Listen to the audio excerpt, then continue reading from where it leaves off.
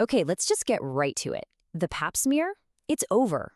And I know, that probably sounds like a pretty wild statement, but the science is crystal clear. We're in the middle of a massive, definitive shift in how we prevent cervical cancer.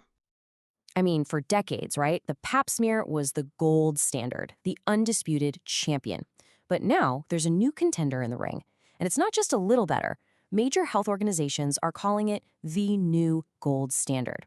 So you gotta ask, why? What changed? So let's set this up. It's basically a screening showdown. You've got the old guard on one side and a totally new challenger on the other. And this new approach, it changes the entire game. And here's the fundamental difference, okay? It's actually pretty simple when you break it down. The pap smear, that's cytology. It's reactive. It's looking for the effect, the damage that's already started, the abnormal cells. But the primary HPV test, it's proactive. It looks for the cause of the damage, the high-risk virus itself.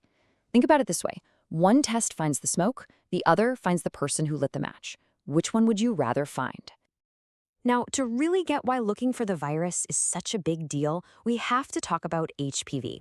We have to get real about what it is and what it isn't. And that means we need to debunk a really dangerous myth. See, for way too long, there's been this totally unfair stigma around HPV. This idea that it's rare or that it's some kind of marker for promiscuity.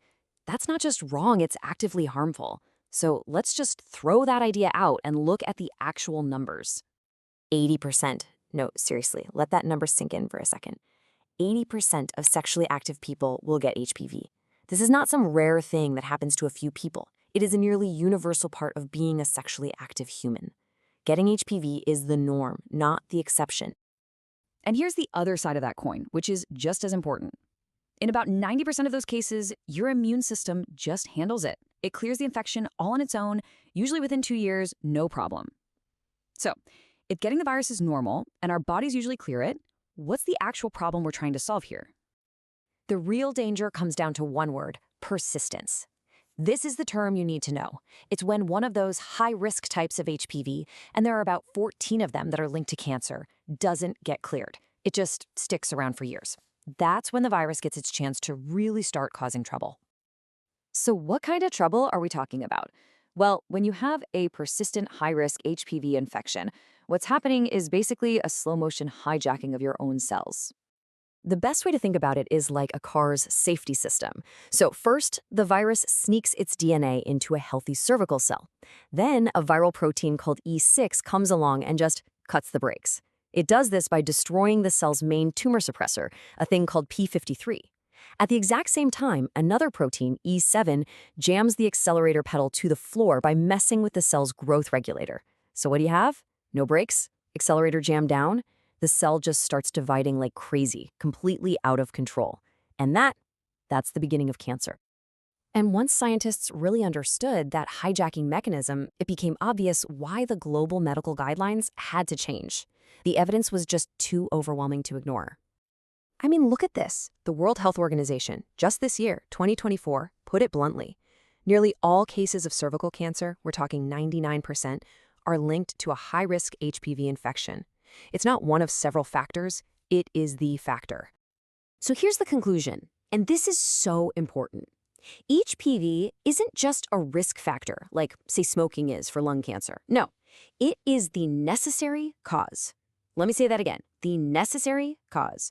Without a persistent high-risk HPV infection, the risk of getting cervical cancer plummets to basically zero. You have to have the virus to get the disease, period. And that is exactly why the 2020 guideline update from the American Cancer Society was such a bombshell. They came right out and said it. Primary HPV testing is more sensitive, and because of that, it is now the preferred screening strategy. That was them officially putting it ahead of the pap smear. A total game changer. Okay, so we've got the science, we've got the evidence. What does this all mean for you, practically speaking? Let's break down the new playbook, the new gold standard. You know what? It's actually way simpler now. For most people, those with average risk between 25 and 65, the recommendation is just one test, a primary HPV test, and you only need it every 5 years. That's it. No more annual pap, no co-testing, just the better, more accurate test less often. And it's easy to see why this new strategy is just better. We're detecting the cause, not the effect. That means we identify cancer risk way earlier, often years earlier. This isn't just about detection anymore, it's about true prevention. And because the HPV test is so good at what it does, it lets us safely space out the tests. It gives us more confidence with less frequent screening. So this whole shift is a massive leap forward for medicine. We've moved from just finding the abnormal cells to finding their absolute root cause. And that really makes you think, right? What other diseases could we prevent or even cure if we stopped focusing on the symptoms and started targeting the source instead?